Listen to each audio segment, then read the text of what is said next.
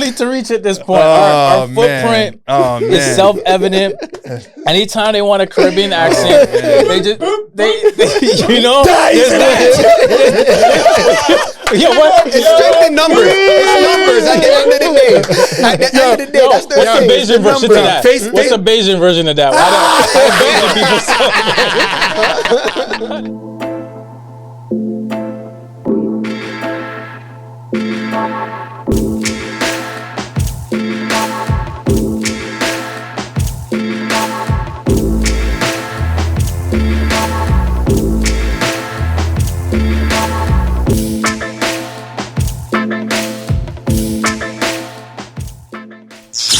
That's Face. Holla. That's SB. I happen to go by the name of Bun. That is not behind the camera. And today we have Corey Kareem. What's goody? Big up yourself again one time.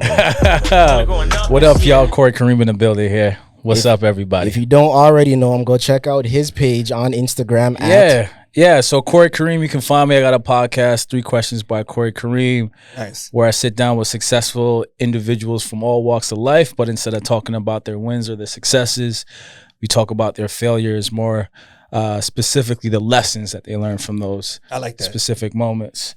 So if you're into growth-based podcasts, check me out.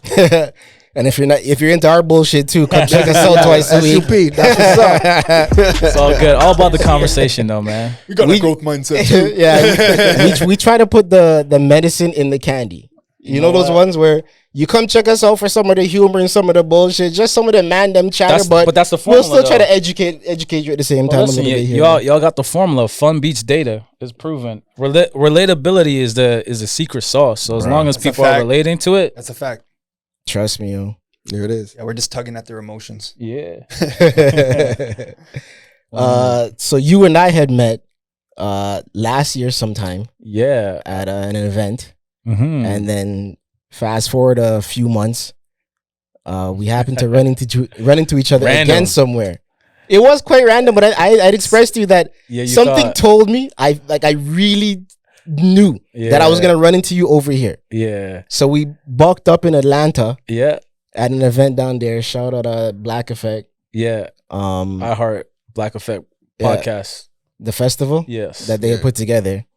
So then I turn around and I see you standing there on your phone. I was like, look at this guy.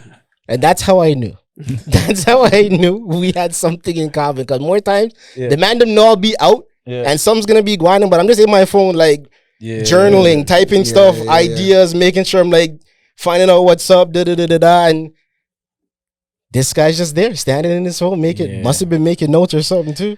Yeah, I was actually trying to communicate with other homeboy I introduce you guys to Trent. We're gonna get to we definitely had to mention Trent. Yeah, so I had told him about I had told him about the podcast festival. So I was just like, oh, I'm here, and he's like, oh, I'm here. So we were just trying to figure out where we were.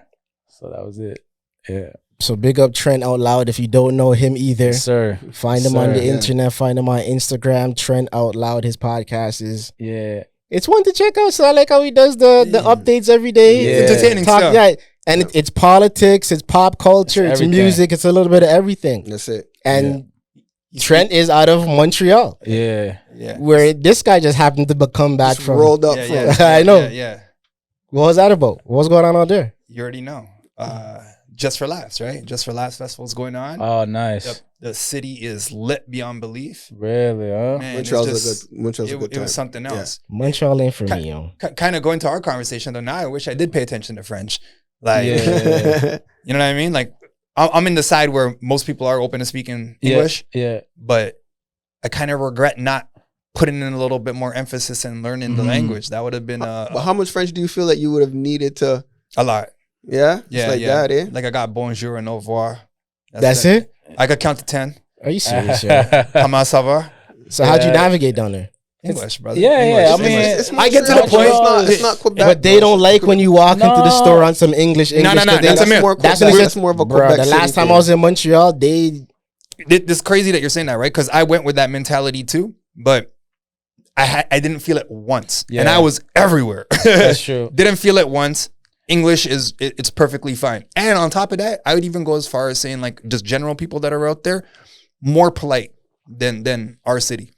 So one thing I'll add to his intelligence is that, especially for a weekend like that, they're expecting a lot of people from out of town. Facts. I guess, it's just like, well, that and then you don't even know who you're speaking to. You could be speaking to other people that are not from the city, right? Exactly. But I would make sure that I know where they're from. You know, Montreal's proximity to the States is even closer. Well, not closer than Toronto. We got Buffalo, but like New York City is only a 5-hour drive. I saw lots of license plates from New Jersey too. You know what I mean? The last time I was over there, which was quite some time ago, they weren't having it.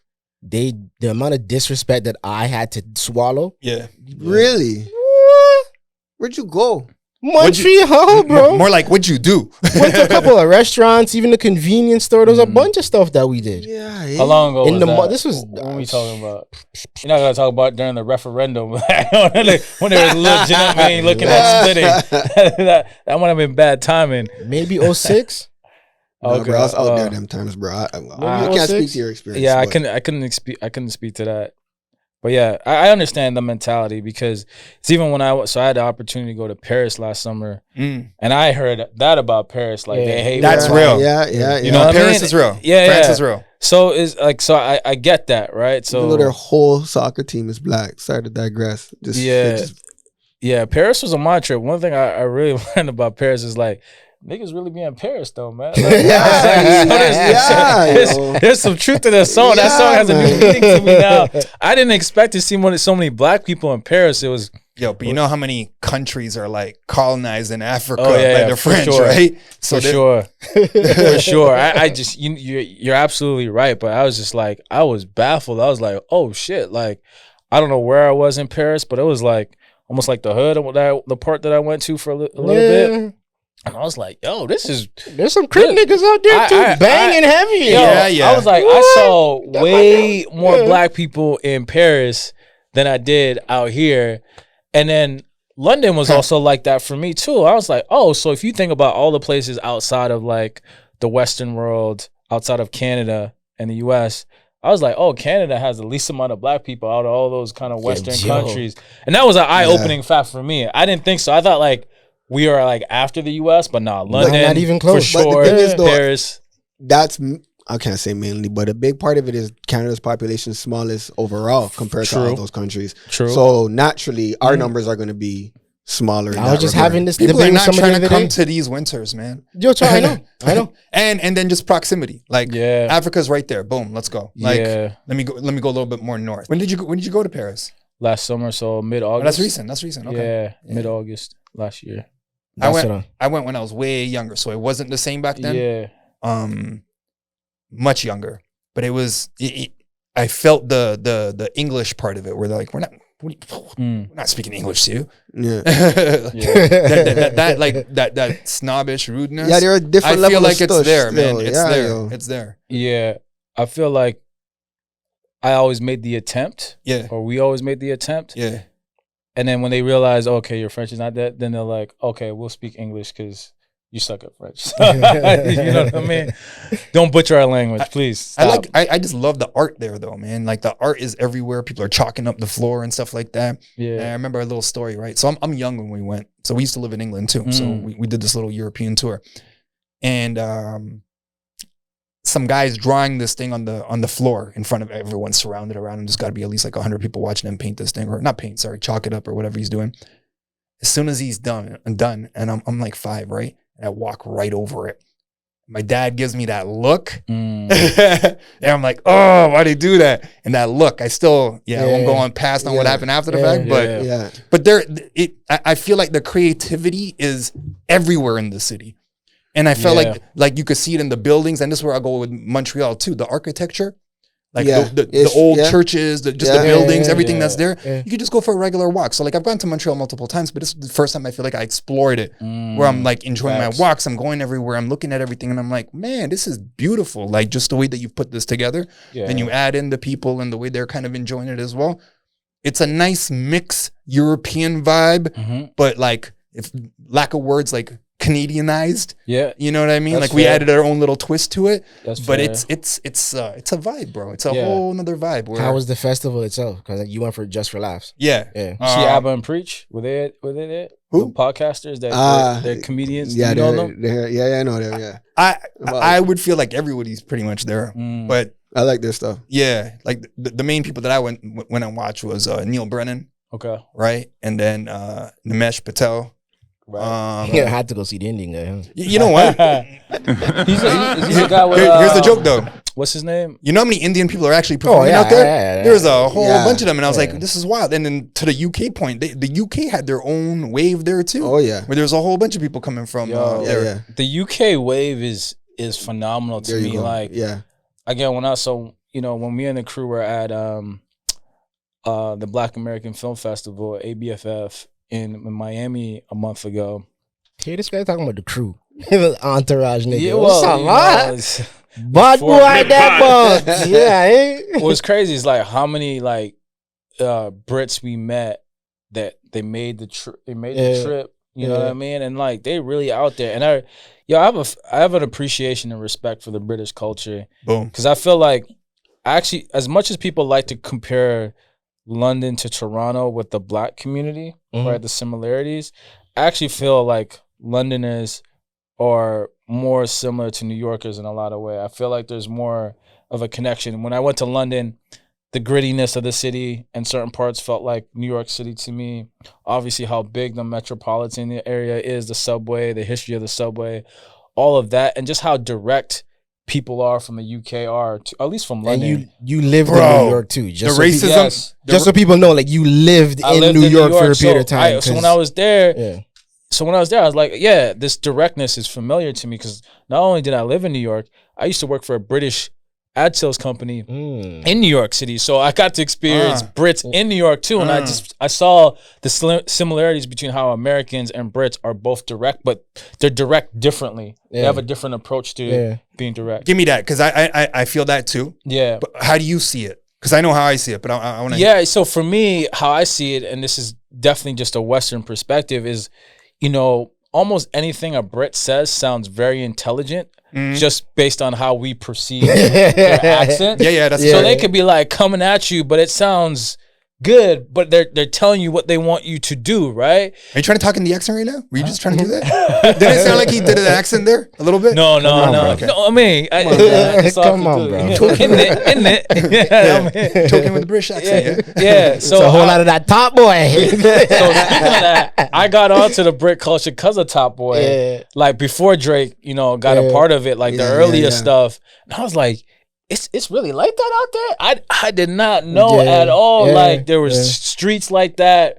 So it was fascinating for me. Like how I see the difference. Yeah. And so we lived there for a few years, right? Yeah. When you say directness, I see That's it why like he's got that hat on.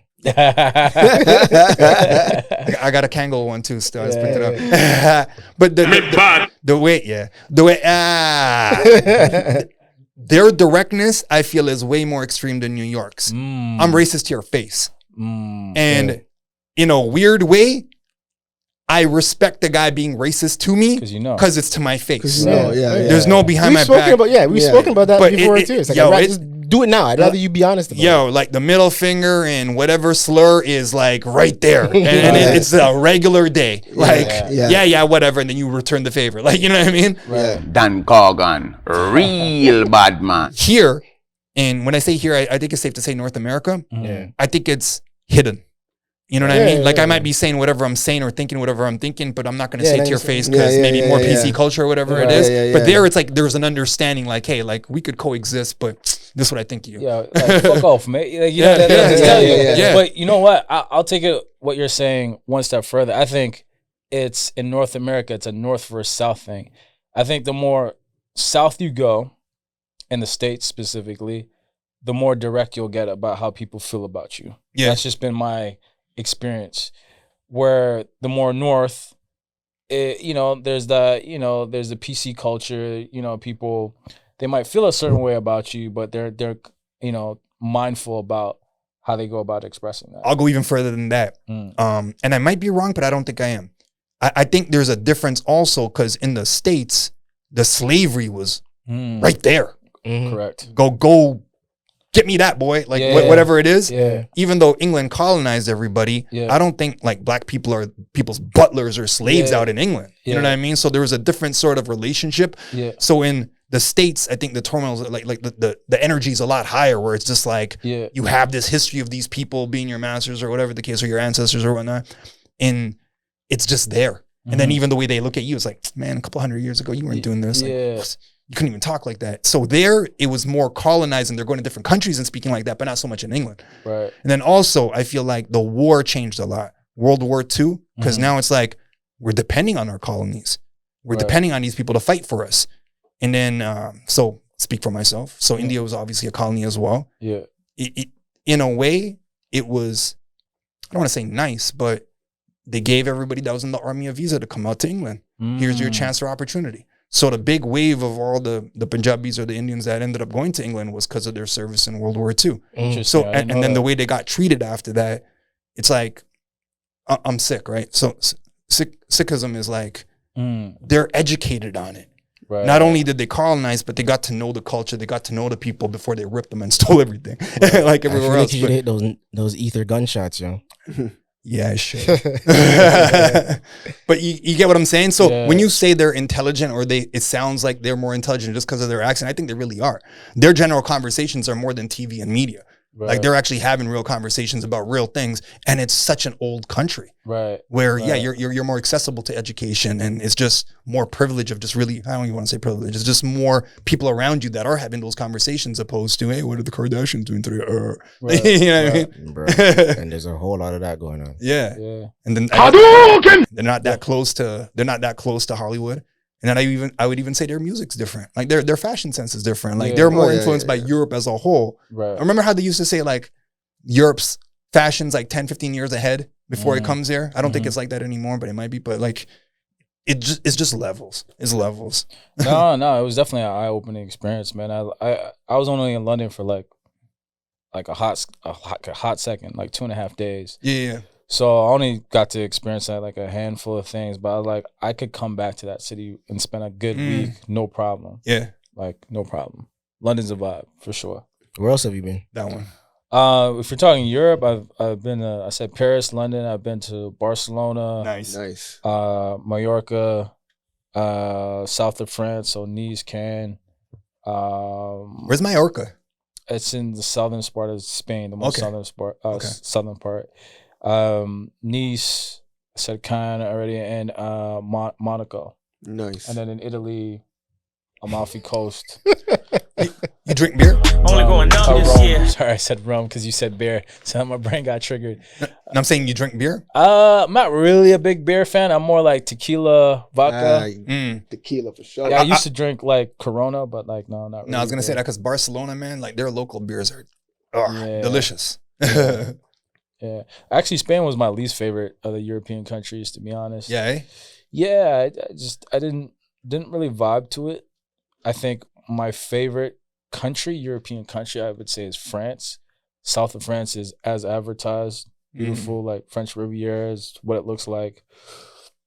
When you go to Monaco, you know, if you know the James Bond movies, like Casino Royale is like as advertised. You go there, you seeing nothing but like Ferraris, all these cars. That's a fact. Highlight. It's actual. It's like actual life. You see life. models. It's an average car. Yeah, you see models walking down the street. It's unreal, and the population of that country is only like 30,000. They say 1 in 3 are millionaires.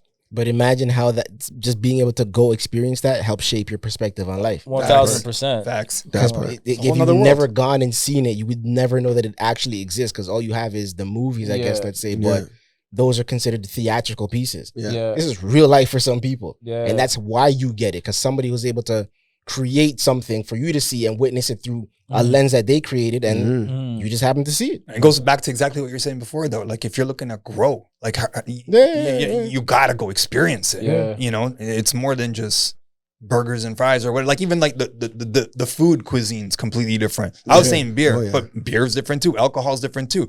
The socialism, like the pubs are actually pubs.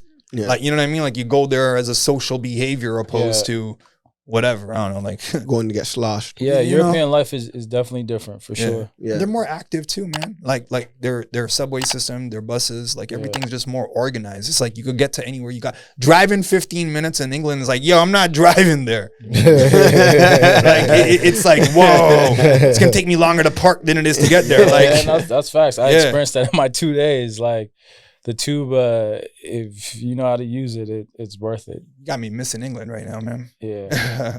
I hit you with that before because I wanted to go back to just where you are from. You're from here, but you lived in New York. for a period of time, So what I like to say is just so we don't confuse the people. Yeah, like, is this no. nigga Canadian? He's Jamaican. He's so from New York. What's up? I'll get this. The way I like to describe like my lineage. We know you're black though. Loving the t-shirt. is I'm Jamaican born. Okay. So I was actually born in Jamaica. A lot of people say I'm Jamaican, and their parents are from there. Yeah, But eh? Oh, I he was turned born- Real bad I man. was born in Kingston, Man, a Jamaica. real bad man. Born in Kingston, Jamaica, Kingston 20. My neighborhood is Duane Park for people who know the Big them area. up again, yo. Yeah, Duane Park, shout out. And then I was raised in Toronto, specifically Mississauga. So I grew up in the burbs. Oh, that's but, not so bad still. so I grew up in the burbs. I'm just but, messing with you know, you. because- Rex is in the house though. Big up to all the Rex there, yo. 4-1 Rex. You know what's funny? Yeah, I'm gonna see you brought this up. So it's funny. So for people out here that you got global listeners, right? You got people Yeah, watching. That's it. So Why'd you ask that question? You because know. I'm about to go deep into some Toronto context, right? I know that's going to be a part of the conversation. Got a later couple as of well. Turkey listeners too still. Couple. We're about to get a sponsor from Turkey. Yeah. So, growing up, I used to play basketball for the city of Mississauga, and Okay. our team was pretty good. Like, we won the Ontario Provincials when I was 13 and got to travel like the country, like the eastern side of the Nice. country. And so my team was hooping. All the guys I played with, we'd hoop. Even like summer league, we do like hoop it up in the summer. So I was playing guys all over the city. So I was traveling all over the GTA, all over Southern Ontario. But it's funny, when I used to go to basketball camp, every now and then, I remember this one particular occasion, my roommate was this guy from Driftwood, from Jane and Finch. No. Right, and he's like, "Oh, where you from?" I'm like, "Oh, Saga." He's like, "Oh, you probably got a big house. You probably got a mansion." I'm like, "Bro, It's true. So I went like this. So I was like, "Bro, let me tell you something." I was 14 at the time. I was like, "Yo, how much your mom pay for rent?" He's like, "Oh, like $600." Guess what? My mom paid the same amount. Don't blame me because your mom didn't get the memo when she moved to this fucking country. And why you acting like living in Jane and Finch was your decision? It was not. So you're taking credit for something that you had no say in. I'm like, yo, I didn't decide to move here, man. We're kids. It's like guys who brag about being tall like they earned their height. You didn't work hard for your height. Like calm down. I get it. Yeah. Respect. You from Driftwood, but and ever since then, ever since we level set, we were good. But I was like, yo, miss me that bullshit. Like I grew up in co-op housing. You grew up in co-op housing. We just grew up in different neighborhoods. But did you beat him in ball? Actually, I can't even remember, but he wasn't better than me. We were just. I feel like Man said I feel like Driftwood, Rexdale, like all those areas don't go to basketball camp. Like I feel like the camp is right there. You know what? I hear you. 'Cause school. I You know what I mean? That's it. I did play in a summer league in in Regent Park. But what I will say, if you look at all the best ballers right now representing Canada, they ain't really from the hood. Yeah. It's That's true. Jamal Murray, No, that's a fact. Shea Gills from Hamilton. Yeah. You know what I mean? Joseph. What's his name on the Knicks? Number Barrett. Yeah, Saga. RJ Barrett, yeah. You know what I mean? So it's like You bring up a valid point, man. And go on though. to this day, the best Canadian in the league is Steve Nash, or so far up until this point. When you go to camp, you're getting that relationship outside of your high school team. Yeah, You're learning discipline. sure. Because a lot of people here, I don't want to hear nothing. yeah. Let alone from my parents or teachers. I'm not listening to nothing. And I don't want to speak for everybody, but I feel like that attitude is more embedded when you're coming from a Rexdale or a Drifter or whatever, right?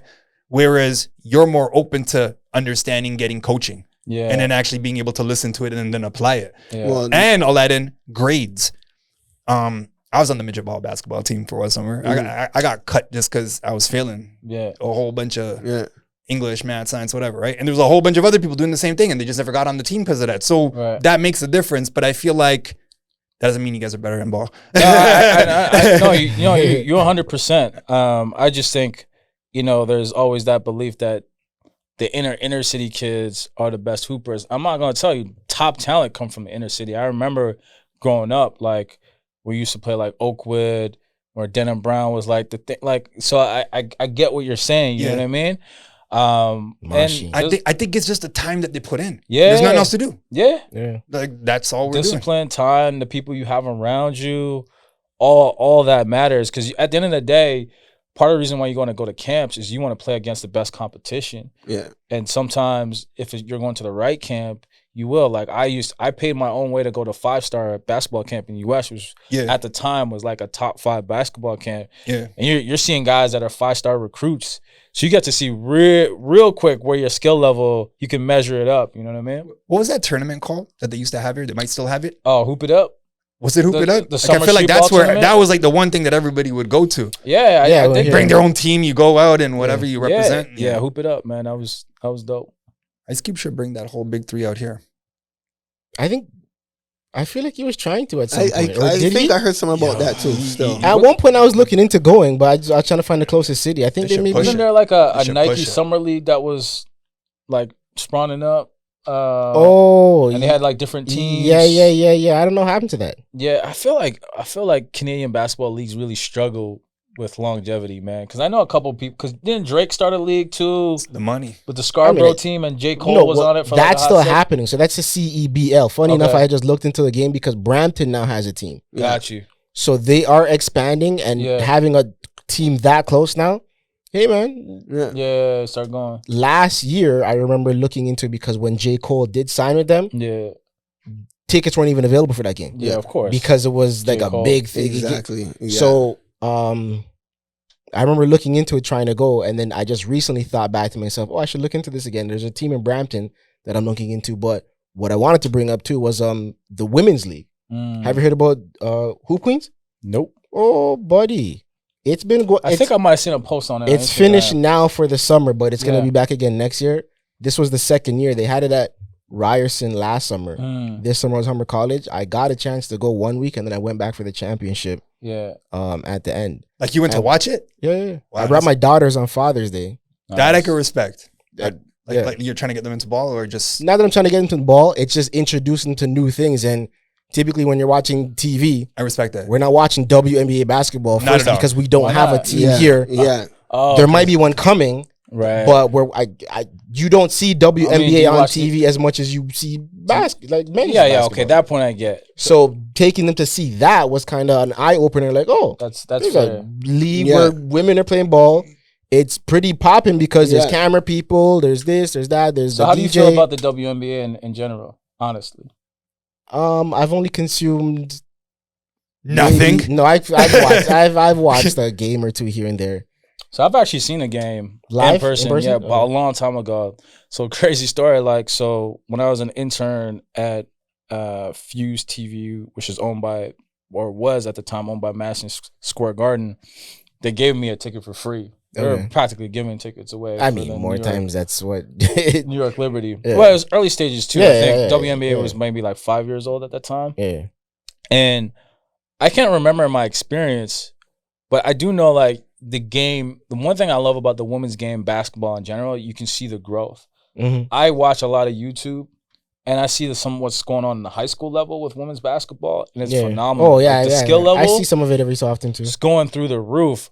I do think that, and I know this has been floated around, this narrative, and WNBA players hate it.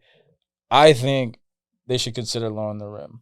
And I don't think that's a lesser than thing, because if you look at it, there's already inherent differences between the NBA and the WNBA. So one, the size of the ball is literally smaller. In the WNBA? Yes. Didn't know that. There's a women's basketball and a men's basketball. Didn't know that.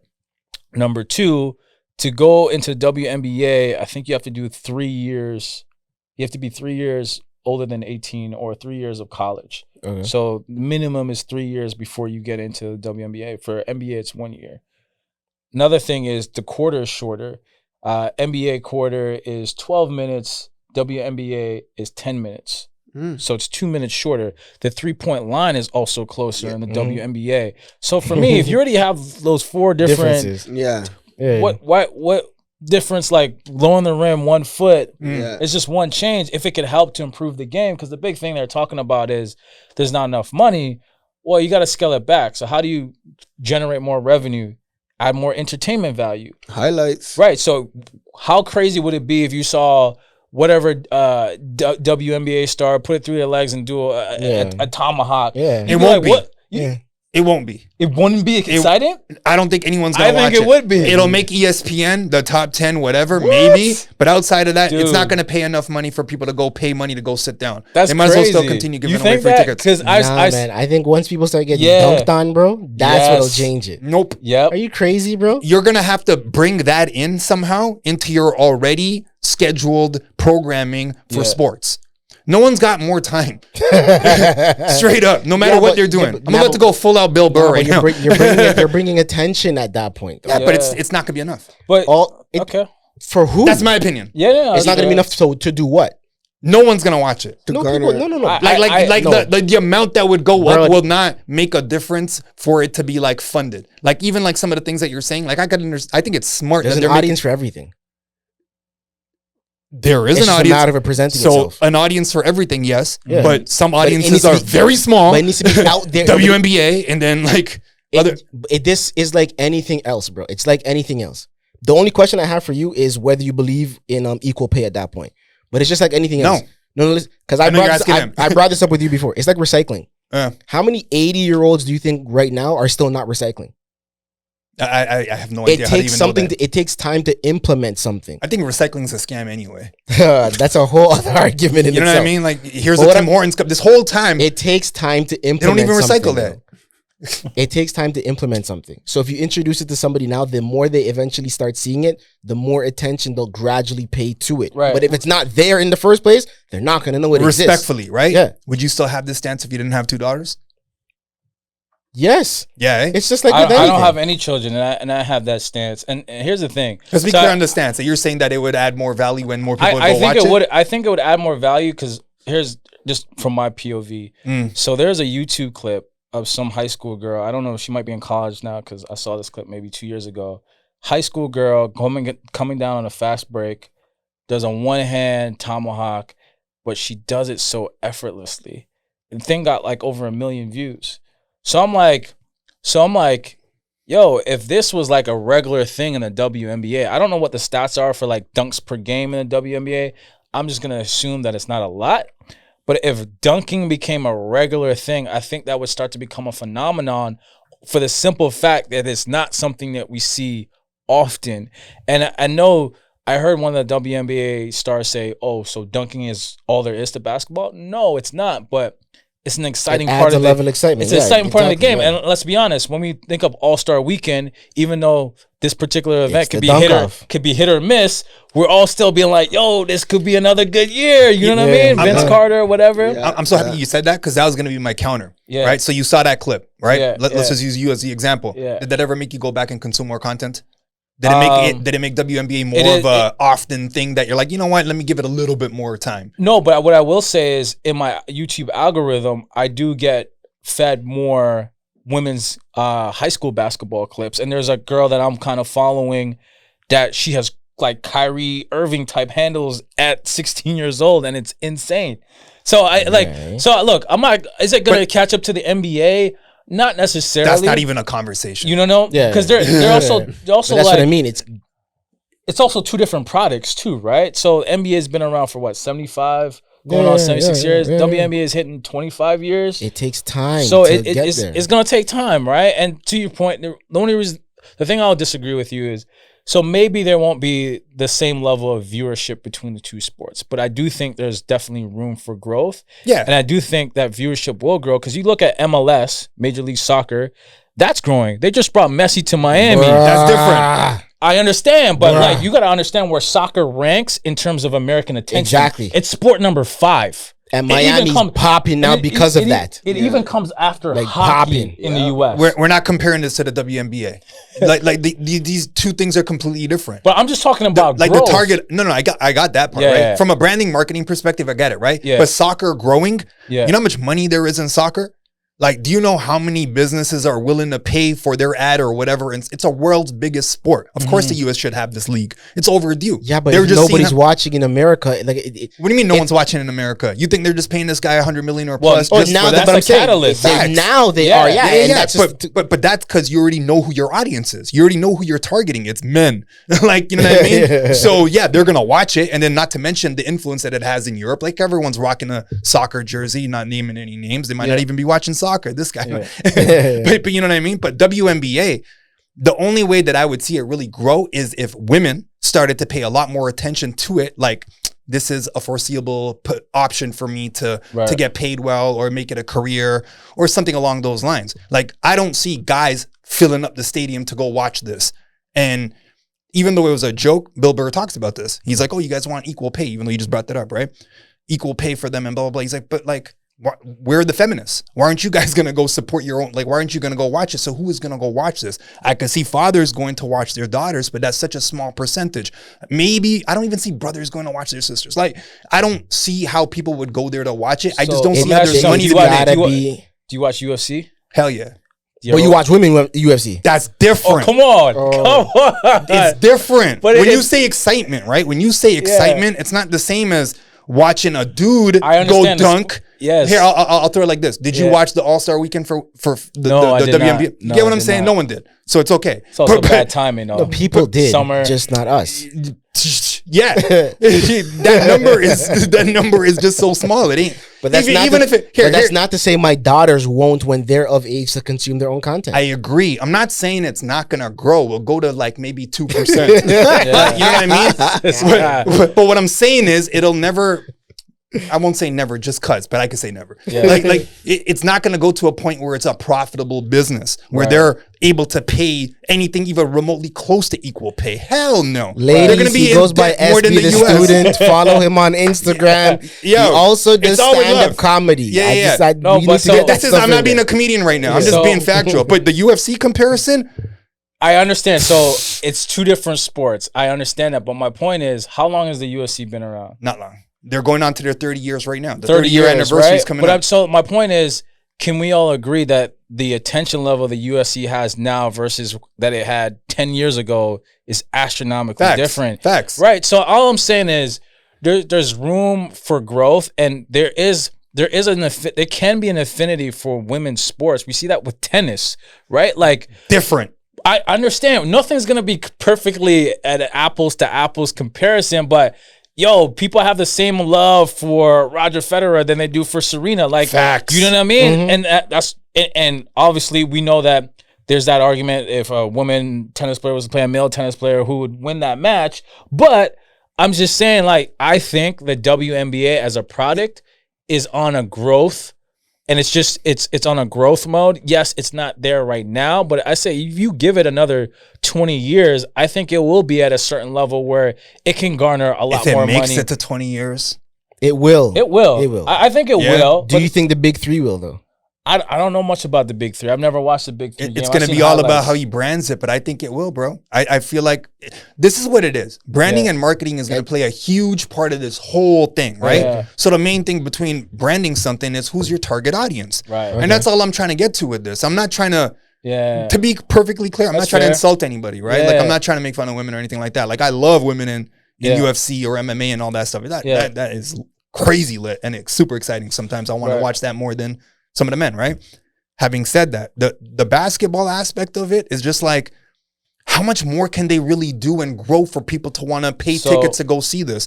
And I'm not saying that it won't grow. I'm just saying it won't grow to a point where there's a conversation that's remotely realistic when it comes to even pay. Like, it won't even be half of that. So I'll give you two names. Yeah. Larry Bird, Magic Johnson. Yeah. Until those two got into the NBA was like on the verge of bankruptcy. Mm. Yeah. This was like, what, 1980? Around there? So the NBA, the point of me Jordan saved it from bankruptcy at one point too. Yeah. Those two brought it to a certain level where they could really productize the league, and then Jordan was able to globalize the league with the Air Jordan brand and all that other stuff. Yeah. So my point of bringing that up is, if you look at where the WNBA is at now, it's almost equivalent to where the NBA was at like 20, 25 years in. Fair. That's all I'm saying. So all I'm saying is there is potential, because there was one point where the league was really in bad shape. Yeah. And then two guys came in. They created a narrative, Britannia, white versus black. Got some sponsorship. West versus East Coast, you know. Sneaker endorsements. You get some more airtime. The money starts moving around. You know what? You have a That's all valid it point. takes. The part that I see on your side right now with that example, and then even when you compare it to tennis, they need a GOAT.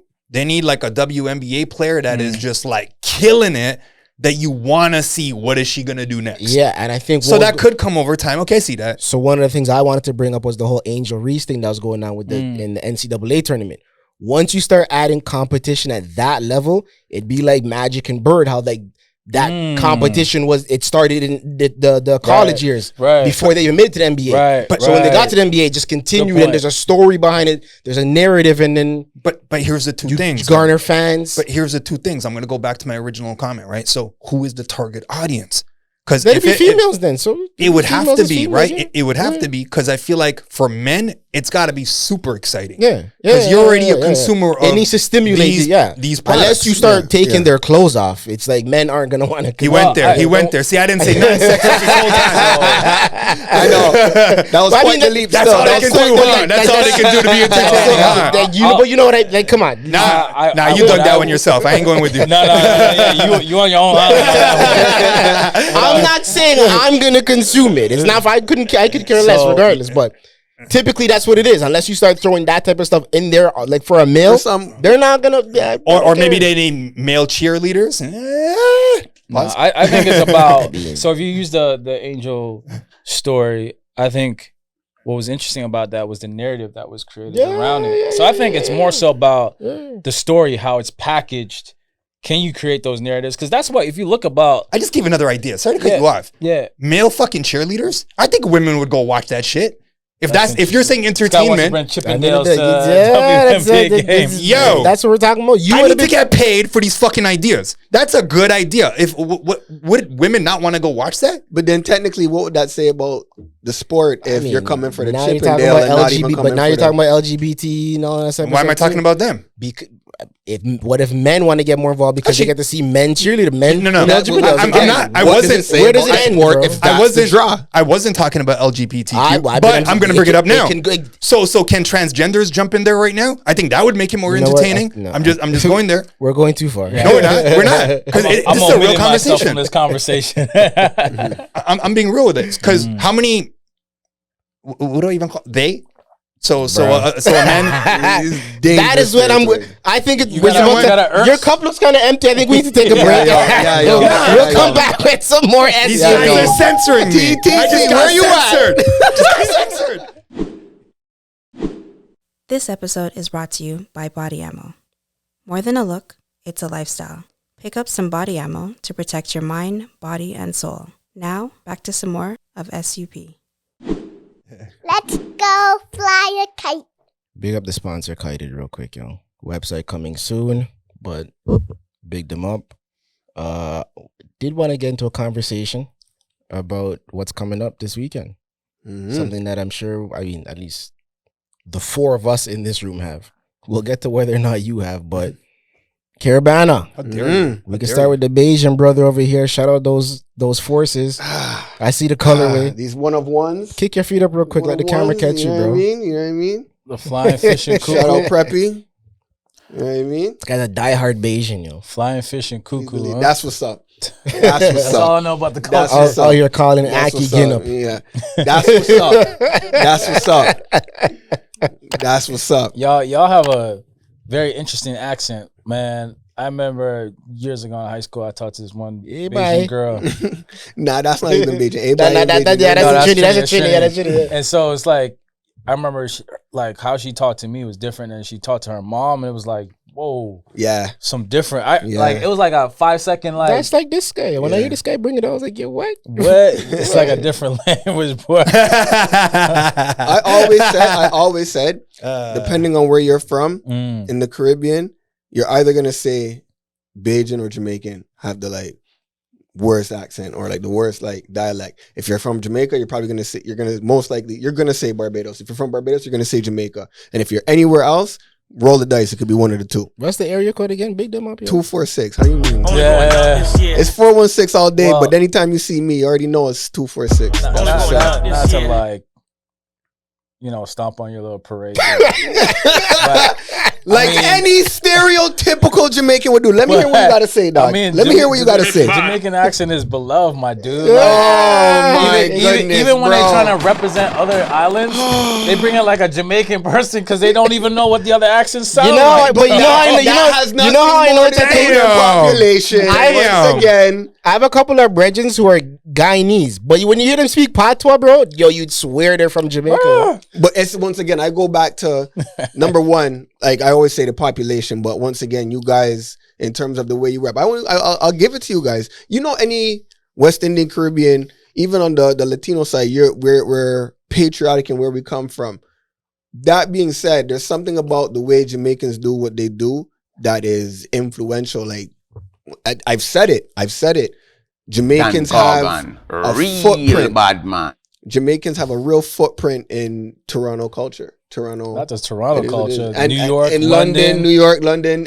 I've said it on here before. It's crazy, yo. I mean, so it's funny. So I used to work for a startup that was owned by Kijiji, and our trainer was a South Asian dude from London, and he's like, we had lunch one day. He's like, "Oh, what's your background?" I was like, "Oh, Jamaican." He's like, "Oh," it's like, "I love me some jerk chicken." He's like, "Yo, do you know that Jamaicans at Mass, the Jamaican community at Mass was the first major minority community in London, and they kind of paved the road in terms of taking all the licks for all the other immigrants before they came in." And he's like, "Yo, so I understand what you're saying. Like, I don't know what that is. I don't know enough historical information as to why we have such strong personalities, leadership, or however you want to phrase it. But like, yeah, man, like we just have a strong culture. We don't tolerate a lot. We're not afraid to tell people. We're not afraid to speak our minds. And from, Bob Marley to who's the leader? Marcus Garvey. Mm-hmm.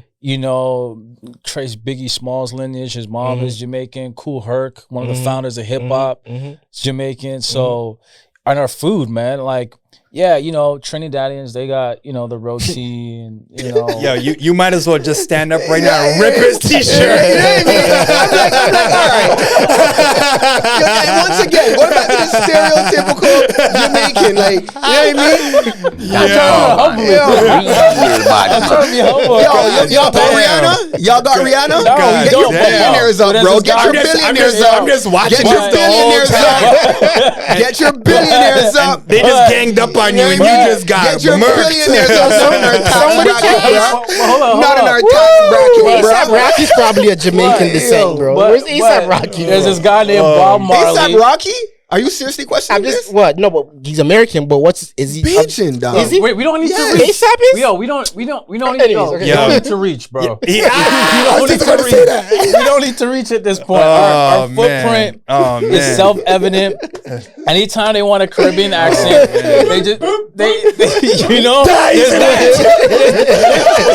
what? It's strictly numbers. It's numbers at the end of the day. At the end of the day, that's their What's the thing. Bajan version to that? What's the Bajan version of that? How do Bajan people celebrate? No, seriously. Serious question. How do Bajan people celebrate? We walk up. That's what we do. We walk up. What is that? Explain for me. Oh, God We damn. wine on the girl. wine. No, but he's talking about like, oh well, yeah, but So isn't that a Trinidadian? Don't they own the soca and the calypso? There, at the end of the day, that's where it comes from. But you guys, that's the thing. You guys are different. You guys, it's the reggae. You guys are like you guys. yeah, but the soca's man in just there. said in terms of gunshots, like, what is your celebration? Like, Yeah. What do y'all if the do? man want to forward, what do you guys? What's None. the- What? You can't even put your lighters in the air. That's That's a Jamaican thing too. It's not fair. It's not a fair fight. It's not Oh man. I mean, I always used to feel like, what it'd be like to be from another island. Like, and I'm feeling it for you. So ignorant, bro. Like, that's the thing. Yo, what was that area code you're bringing up? 246. Oh man. Yo, shout out to the 246. I'll make it one day to Barbados. Shouts to Rihanna. Yeah. Obviously, great, awesome. Flying fish and cuckoo. And don't you all have crop over too, right? Yeah, it's right now. There you go. It's That's right now. another thing I know. It's right now. You know what trips me up still though? When you see a Chinese guy with the Jamaican accent, Oh yeah, I can never get used to that. That's the thing, though. That's the thing. Yeah. That's all over the West Indies too. That's crazy. Do you know why it's called the West Indies? You guys ever figured that out? Because he So- thought he was going to India. No. Yeah, he thought he was in Indonesia when he got to the islands. That's where Christopher Columbus thought he was. So that's why he called it the West Indies. And they're like, nah, bro. Anyway. There we go. Yeah. Let's talk about some India there. Fit me in. But don't do me like you okay. did him. We want to fit you in. There's plenty of Indian people throughout the Caribbean, especially in Trinidad, Jamaica, Guyana. Yeah. You know what I mean? So Well, they took a couple of ships from India too. Like they took some of them out there Only thing Jamaica took from the Indians is those credit card scams, bro. from the Indians. We got that from the Nigerians. That's y'all passing the buck. Or those not the telemarketing shits, yo. No, That's the- you think that started with Nigeria? The telemarketing? The No. What are those? Which one? Credit card scams is Nigerian. Telemarketing would be Indians, no? I don't know. No? Are we talking air duct cleaning right now? That's a popular one. That's the new wave. That's the new wave. Dude, I got someone about Alright. telling me like some internet stuff. I'm like, dude, I had one of those guys call me, and I knew it was a scam, so I started to play with him. Yeah. I don't have time And I for was- that. This I was guy like- talks about that too. I ain't got Yeah, time I was for like, that. oh, so what's your badge number? I'm like, He cussed listen, you dude. off? Oh yeah. Yeah. He's like, oh, I'm gonna go fuck your wife. Oh, he came out of Yo, character. that is evolution. 'Cause I'm telling you, because they used to be polite, but then everyone's like, yo, what the fuck you calling me? And then everyone messed it up. I was one of them. They'd be like, oh, yeah, so how many furnaces you got? I got 3 furnaces. And then we'd go through the whole thing, and he's like, you fucker. Like, you know what I mean? I wasted his time. But Yeah. now they get straight to the FU real quick. Yeah, you guys are bold, man. You guys, this guy just put me in that category. No, I said, God damn. did I say You're not going to you? do me like that. Did I say you or did I say those guys? Yeah, we'll say those guys. We'll say those guys. Yeah. It's okay. I do it to them all the time. Man. Yeah. No, true. it's all good. People make some of those jokes against Jamaicans all the time. Like, I remember when I was on a dating scene, I dated this one girl, she was Scotian. She's like, oh, what's your background? Jamaican. She was like, she did a little knee-jerk reaction. She's like, she immediately went to, how many kids you got? I was like, yo, I got no damn, kids. bro. I had none of that. So That's Yeah, stereo- take ownership for that shit too, bro. Fuck out of here.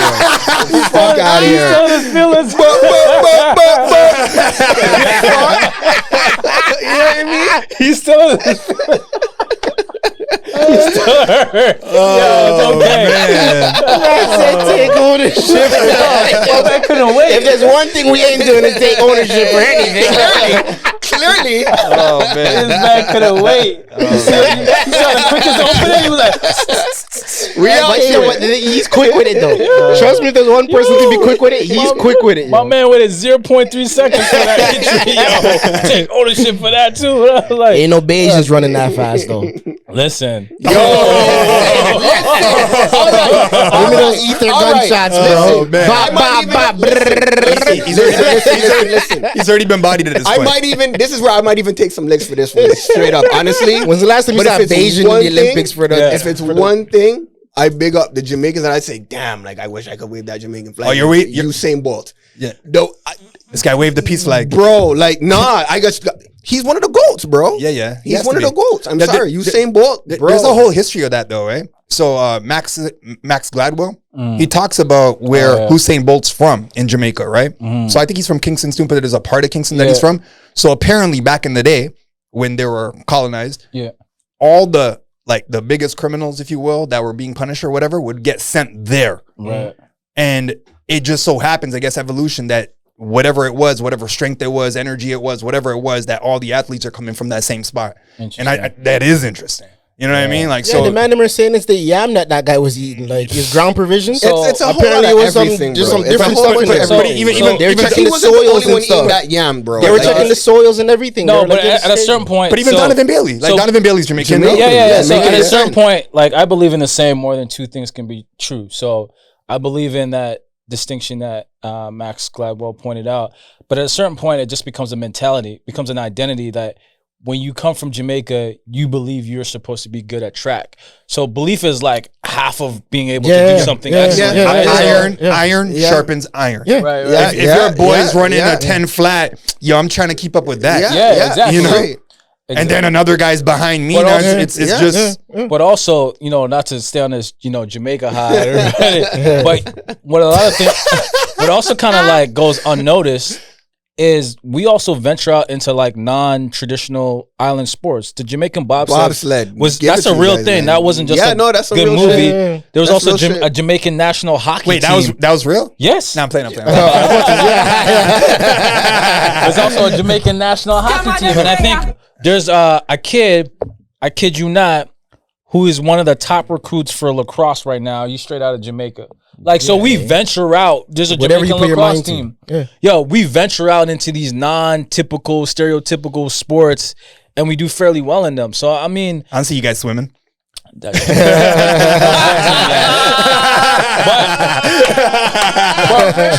remind me what are Bayesians known for again? Seriously. Look at him when you say that. Someone from outside the culture, tell me what you know about Barbados. See, this is the thing. They call You guys have Aki like- Guinness. Yo, Is that a real thing? hold on. That's a real thing. They did have a sprinter out of Barbados. You call it Guinness. I thought it was the same thing. Just right, like No, we call it. Yo, Aki. I could hear your heartbeat we call from Guinness. here right now. Guys, we are not for bullying. This is not, we're not trying to bully you. Fuck, man. you guys call Actually, Guinness speak louder Aki, than right? words. What's that? You guys call Guinness Aki? Yeah. That's what it is. Yeah, we call it Aki. Yeah. See, That's that- why when I first heard of Aki and Saltfish, I was like, the fuck? What's Guinness? It's a fruit. It's a fruit. All right, you know what? I'll give you guys one thing that happened recently. Y'all prime minister took y'all out of the British Commonwealth. Yeah. Yeah. You guys are starting a trend now. And I you know- would, and it's funny enough, you would think that Jamaica would have been one of the first nations. Oh, he on shot that right back. train. He shot right back. He didn't take that too well. He's like, oh, no, yeah. no, but No, on that's some real fair. shit. That's- on some and I real got shit. you, I Yeah, got you. that's fair, and you. I think we are trying to. I think you guys are on- follow yeah. in the footsteps, but like, there's a lot of stuff I wish for the Caribbean, bro. Like, I see so much potential, but one of the things that I don't see is actually that lack of unity between the islands, because I actually think the Caribbean should operate much more like the The European Euro, Union. right? Look how long it took them to do that. I understand. Yeah. I understand. I think it would be like there should be like one unison passport for all islands. So if you want to work in Trinidad and you're from Jamaica or vice versa, there's no problems there, man. I feel like they have to operate as like one in order for that whole entire region to kind of 100%. But on that note, though, some country. What? Explain. He ain't like that. That's their version of it. Oh. Shout out Knots for that entire thing. What I was gonna say is though, Nah, but with the Europe though, Yeah. some countries have opted out. Like England opted out. Yeah. Right? So we'll see where it goes. But I agree. I think unity wins anywhere you go. But you can't do it. Your ego's too big. Yeah. You could be the exact same person Exactly. other than your flag. But it's like, That's nah, what it's it- my flag. But that's what it is. And then though. it's like my That's flag could be exactly the what it same, is. but then it's like, nah, you're on that side. Yeah. And then it's just divide. Like, yo, we're gonna like it's I think it's just a human thing, bro. No, you're 100% right. And I think there's levels to the whole creating a union thing.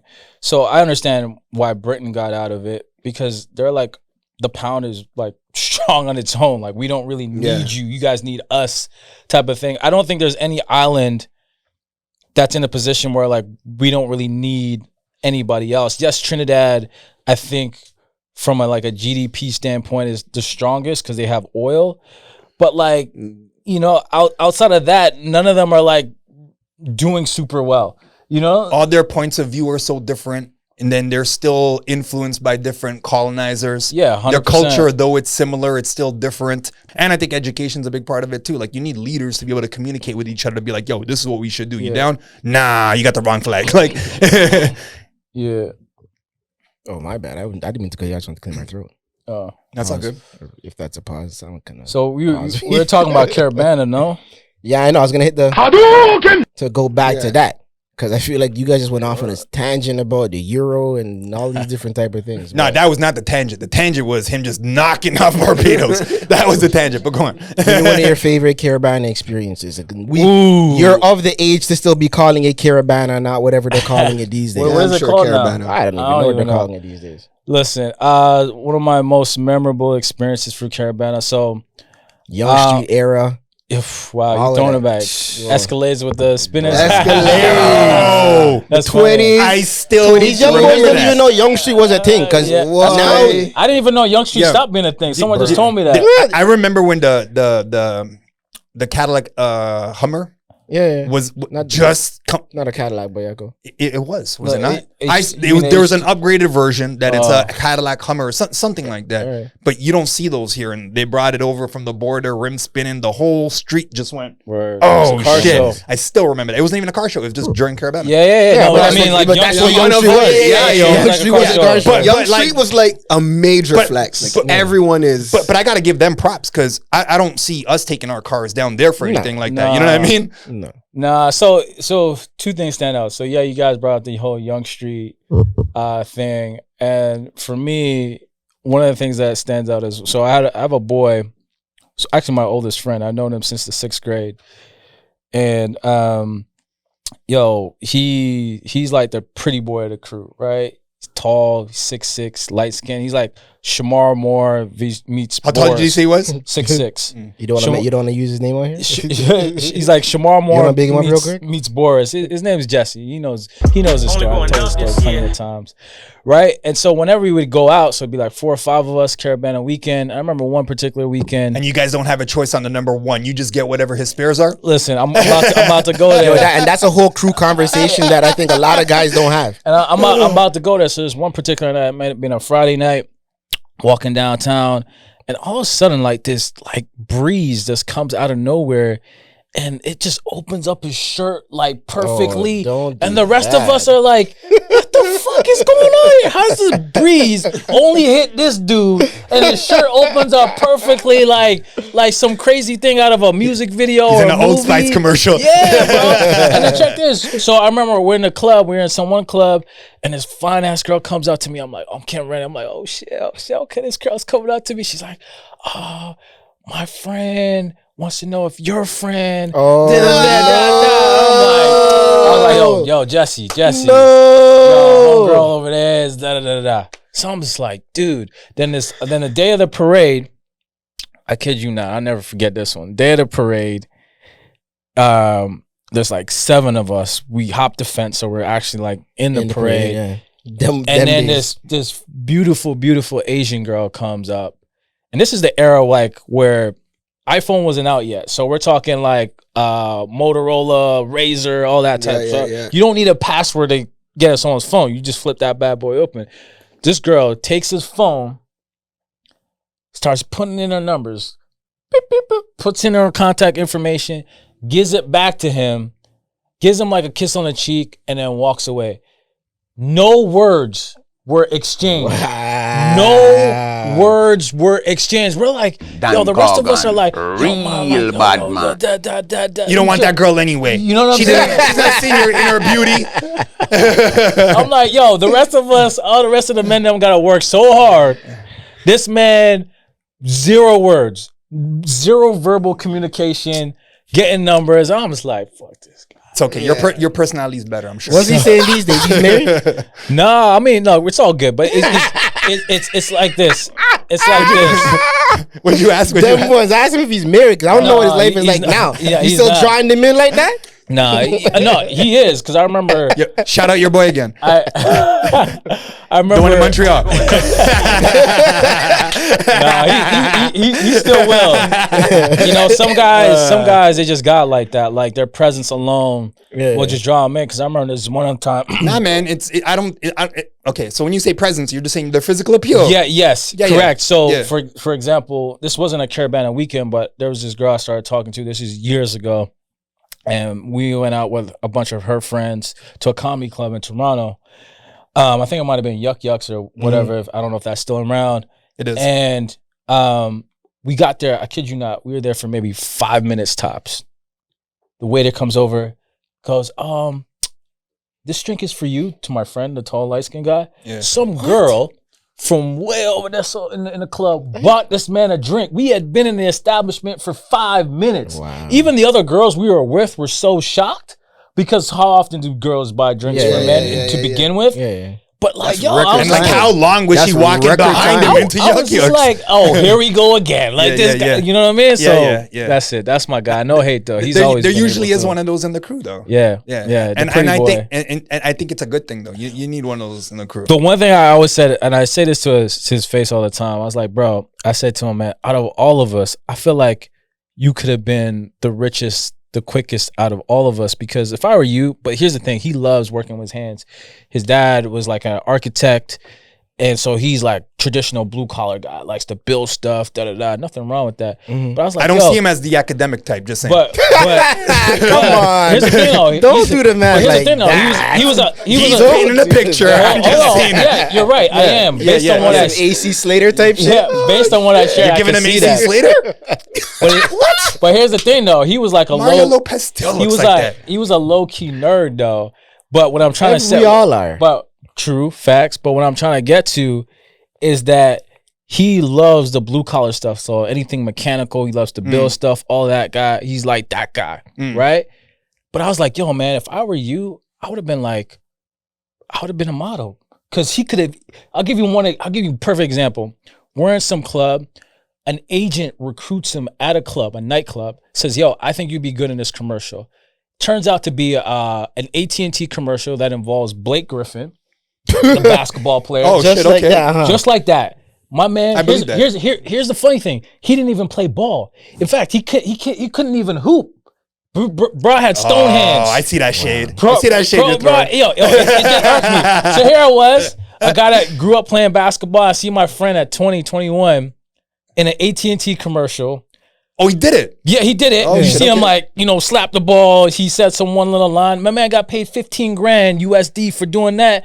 I was like, this guy don't even hoop. I was like, but anyways, that Sex was sells, man. Yo, it is what it is, bro. So yeah. I always say that, like, yo, I felt like you could have had the easiest path to wealth because if you just said the fuck the blue collar shit and did modeling, even though you're not a fan of it, he could have made 6 figures long time ago. That's a whole different conversation, though. But anyway. Because you said he loves the Yeah, he loves it. That But, stuff, you but know what I I mean? was just like, man, if I knew I was that good where I can garner 6 figures at age of 20, 21. But you got that brain. You Yes. got that perspective. And I had to accept that later on in life. He's just like, where is she? Where's my fucking drink? But Where's my drink? But here's the thing, though. He doesn't even lead with that. That's just how it just. It's that natural to him now. It's just that natural. He doesn't even like put it not out an act. there. It's not an act. It's just who he is. Exactly. And that's a real thing. That's the real thing. That's a real thing, man.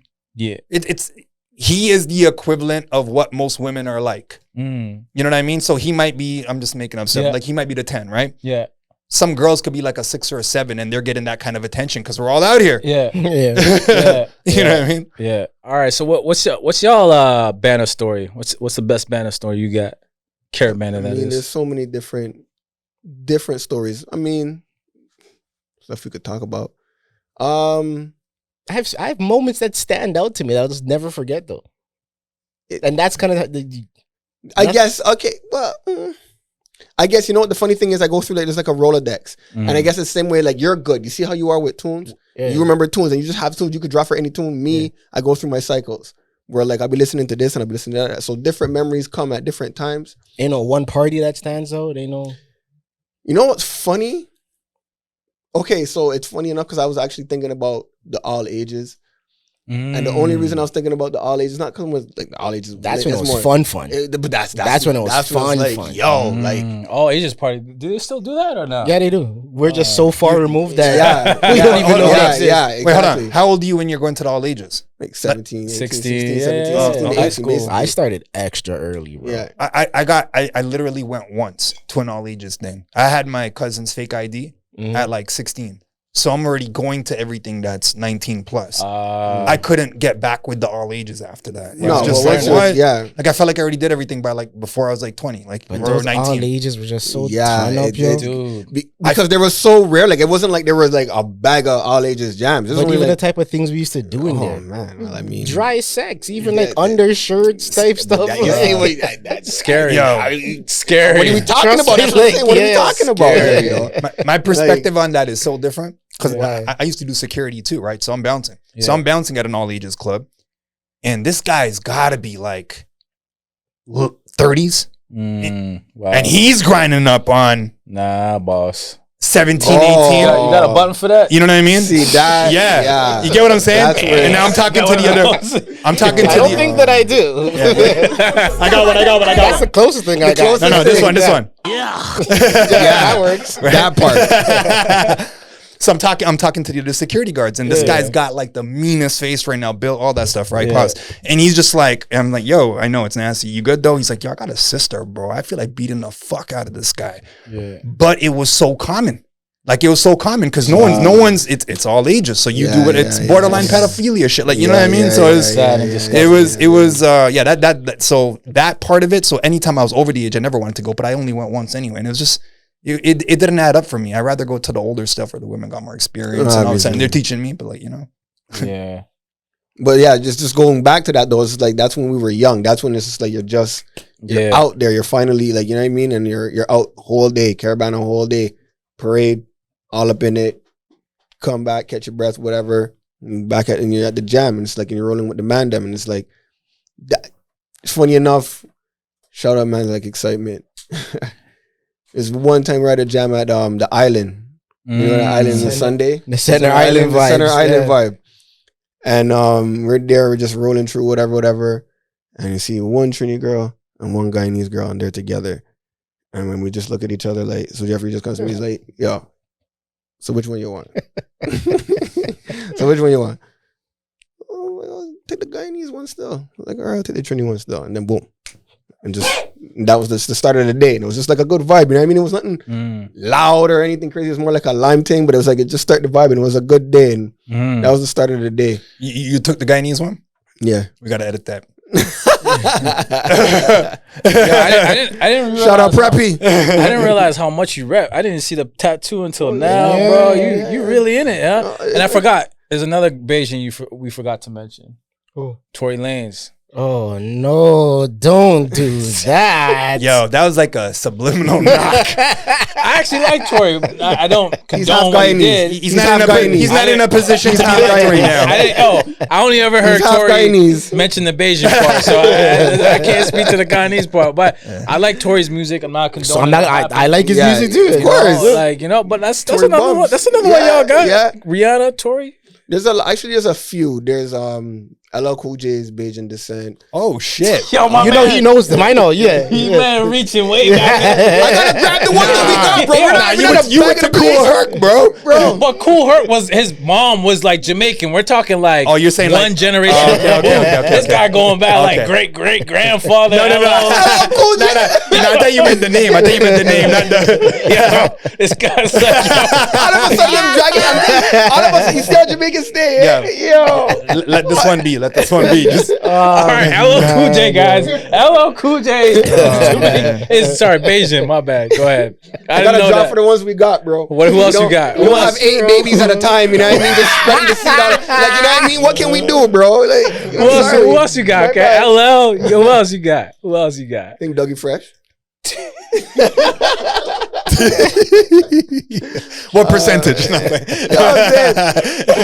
No, we got the recent ones. We got Rihanna and ASAP. Those are the ones that ASAP's Beijing for real. That's what we're going with now? I didn't even do my checks. Bro, do I Bro. really need Pull up the play Wikipedia page right now, bro. Like, Do I really need to? Yes, ASAP. All right. ASAP. All It's right. I did open it, but I think I changed when I was looking. Oh wow, for they're already something checking else. on you. We want to That's see them easy receipts, man. That's easy work. Yeah. Let me find out ASAP's Beijing. You found it already? And he's looking. He wants to take I ASAP see from you. I'm on YouTube. Oh, because you got a Beijing flag. But his wife is his Yeah, wife that's is what I thought. That's what his No, he's wife's half- Beijing. he's So half Nah, man. his He's wife's half Beijing, bro. No, legit, he's half Beijing. Yeah, really. Half No, Yankee. He's half sorry. Asian. I thought I found it. No. All right. All right. Anyways, big up ASAP. You got a Caravana story? You checked it? Wow, yo, they all have to check He's it. half He's Yankee, half. half Beijing. All right. All right. Well, Double check, triple check. there we go. His pops Yeah. is Beijing. All right. So you guys Oh, got he just popped out his chest. You see that? Yeah. he's got 4 people. Amazing. And yo, we created rum, dog. You're welcome. We created But is rum. Beijing rum popular though? He's trying to take that from you too.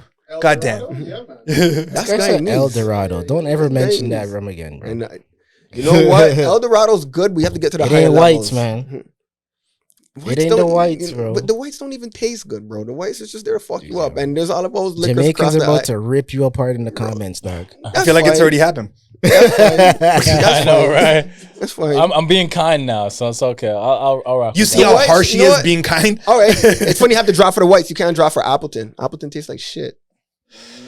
Appleton tastes like shit, bro. And you go across. You know what? I know I'm in a room full of Jamaicans, but then you go to across the West Indies. You think mans are drunk for Appletons, bro? So what are they drunk Really? off of? This guy threw me in the Asian bracket. No, I mean Appleton. the Jamaican I can tell you bracket. that. Not Hey Appleton. man, you could be Sean Paul. Yeah, why not? Why the fuck not? Yeah. Give me the light. I you can know? see it still. Yeah, man. Yeah, I'll get some. Yo, braids. so my cousins got cousins that look like you, so I'll take that too. it's possible. More than possible. What about you, man? I want to hear this banner story you holding out on. Man, you got to hit the button. Hadouken! Whenever you hit a Hadouken, that means we go back to what we were talking about from before. Before we digress into some other random whatever. Got you. Damn it, yo. I have a few of them still. Talking about that that moment you said your brethren had when he was that the breeze hit him. Yeah.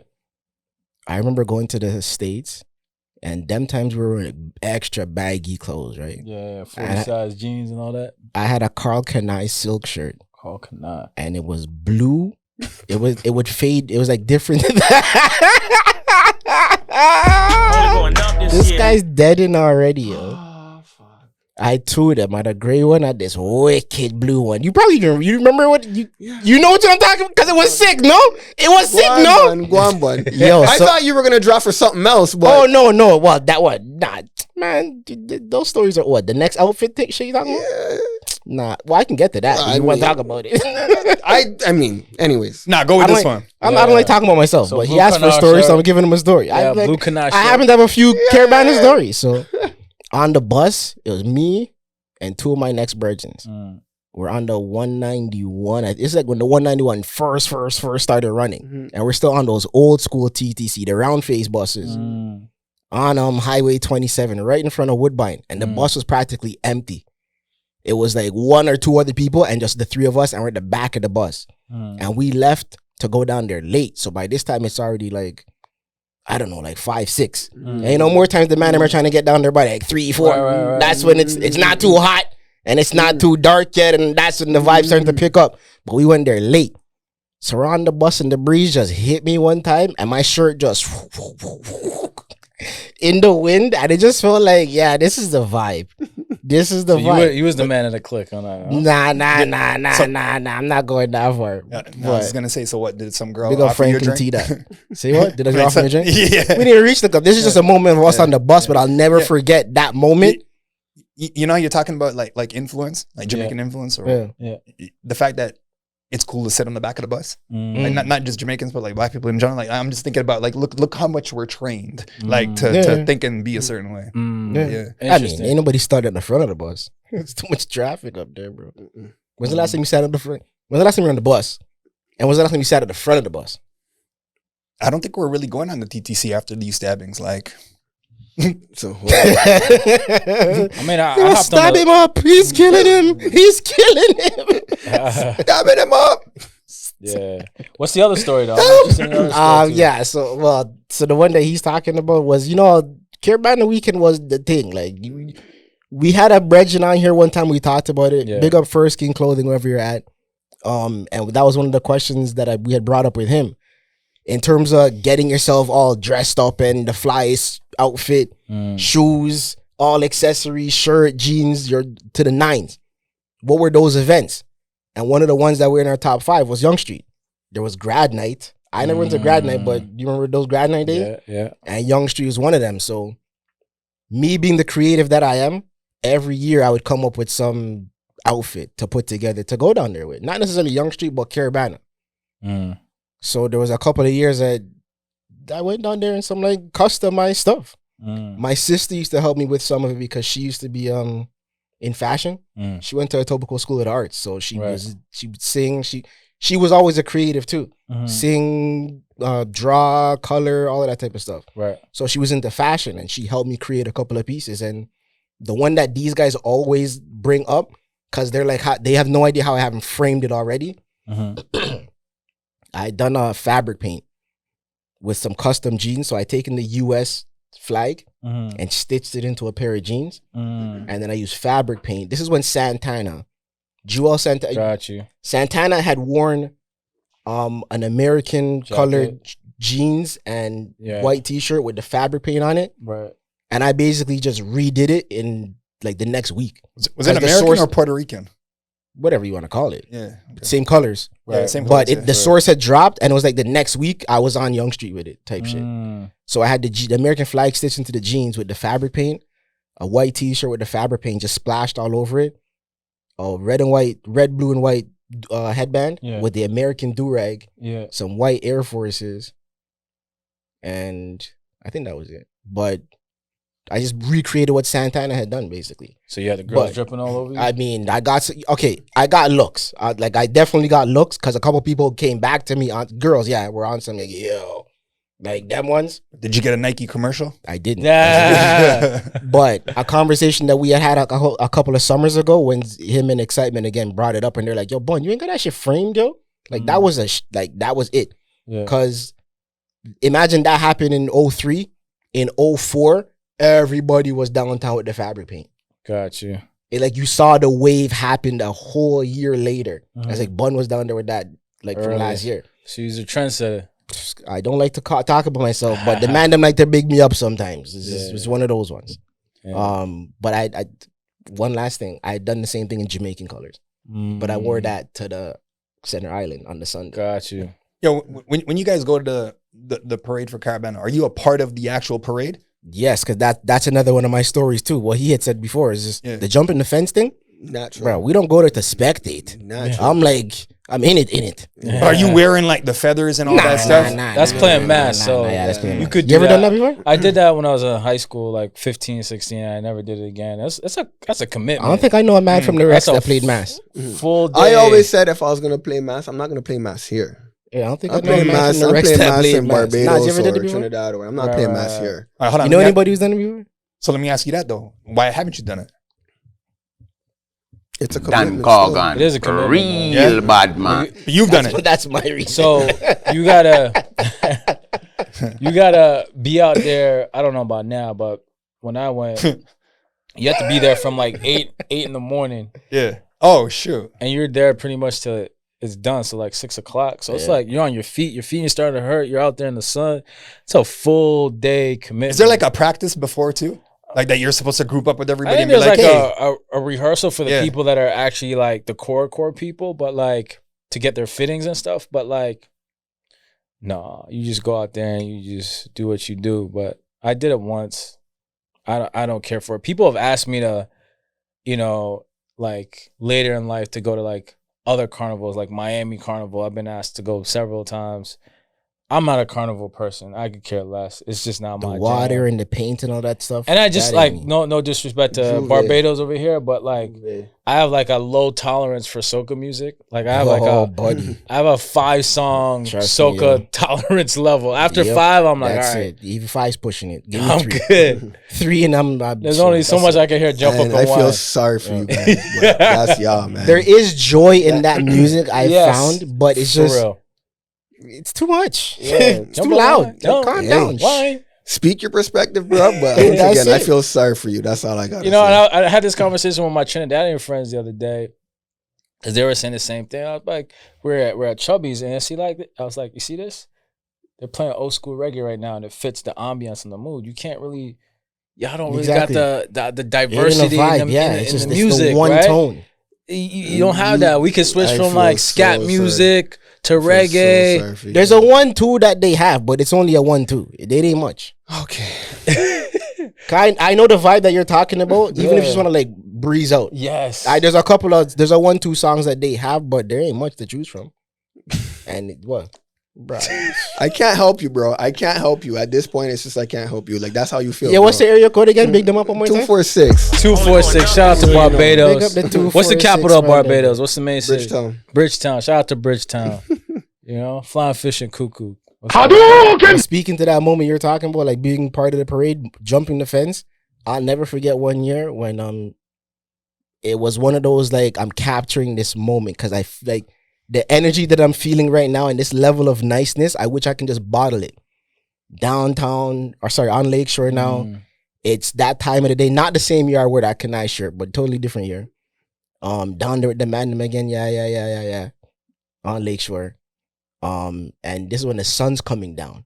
And you know, that's when the man them would start turning it up more times because it starts to cool down and Yeah. people are like all liquored up and Yeah, shit. yeah, So the yeah, man them yeah. are just rinsing through. I'll never forget when the Sizzler came on, dog. And you just felt the wave of like everybody felt it in that moment. It's like one of those concert moments. It was Give Me a Try. That's the Sizzler sound that it was, and I just remember the whole wave of like it's like everybody just synchronized and took their 1-2 left right stomps at the same time, and the breeze just hit you at the same time. It was like, damn, yo, I did have a girl in front of me them times, and it was just one of those if you didn't have a girl in front of you, it wouldn't have been that perfect. Like moment. that was one of those this is life type moments. Like I want to bottle this and just put it on the shelf that I can appreciate, and it's locked in. It's one of those memories I'll never forget.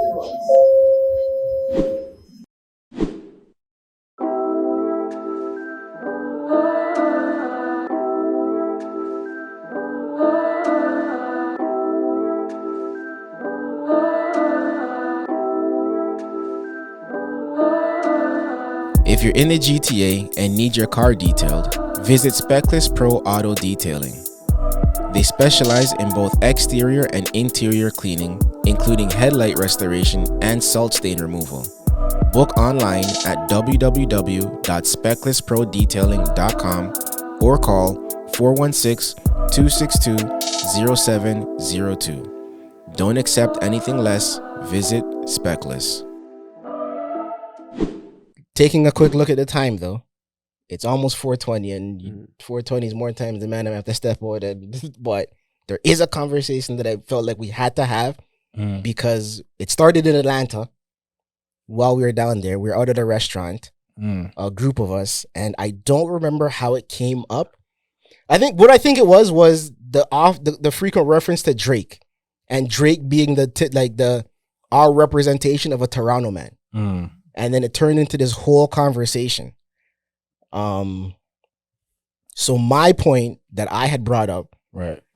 and I'll start with this. As an artist, I'm a Drake fan. I have his albums. I listen to his music. I can recite a bunch of it too. So from an artist standpoint, there is no knock from me. Music's amazing. He's a great creative mind. I'll give him that. Even taking the time to surround himself with the right people, kudos to you too. Because big up Future. Because I have a Carabana story I can tell about Future too. But we'll save that for another day. There's a video that I came across, and I was sort of taken aback by it. And then it made me think of a Drake lyric. So it was Mustafa the poet who put together a documentary where he was interviewing a bunch of Toronto rappers. He happened to get a sit down with Drake. Okay. And on there, he put everybody's name in their name key and what area they're from to qualify them. In the industry, they call it a qualifier, the thing that goes under your name key. So everybody had their name, whatever rap name they go by, and then where they're from underneath. When Drake popped up, there was nothing. It was just Drake.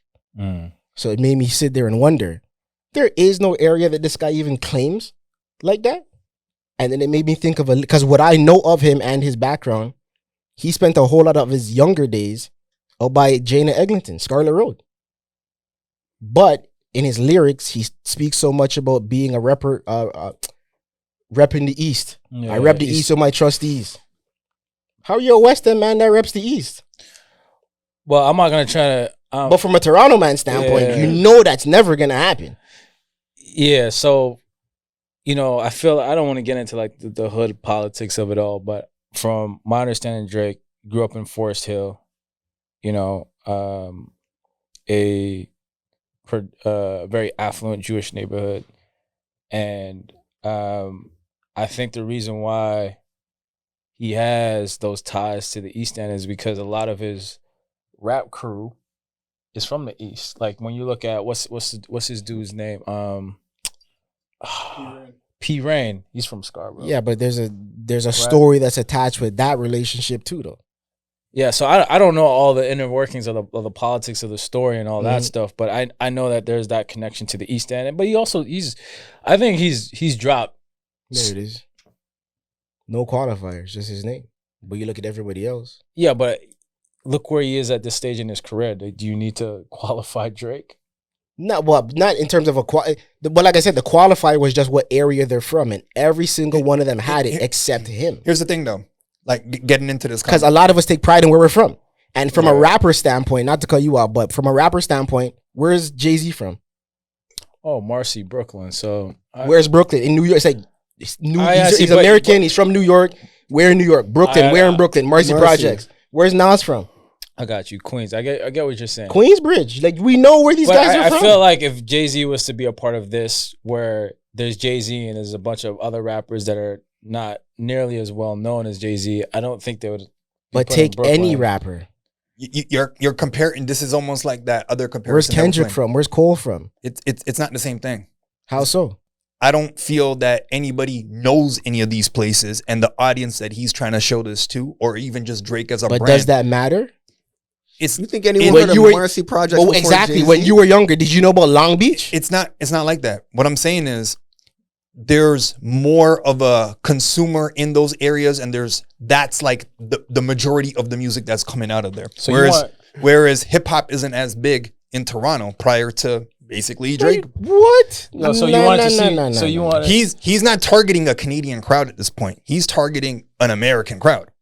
So but he was always, though. That's the thing, and that goes back to the whole argument where you're from the city, you have to go to America to get poppin' and then come back, and then all of a sudden we accept you now. Yeah, I get what you're saying, by the way, just so you understand. I get what you're saying. Yeah. But at the same time, to me, it's like a lot of these artists will still rep where they're from, though.